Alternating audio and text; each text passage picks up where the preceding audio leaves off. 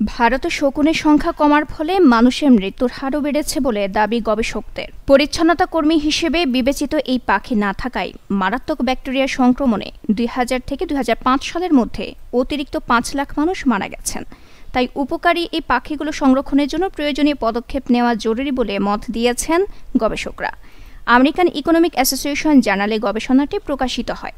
সেখানে বলা হয়, এসব পাখি কমে যাওয়ায় খুব সহজেই মারাত্মক ব্যাকটেরিয়ার সংক্রমণ ঘটছে, ফলে এই সময় অতিরিক্ত ৫ লাখ মানুষের মৃত্যু হয়েছে। নিউজ ডেস্ক, দৈনিক পূর্বকোণ।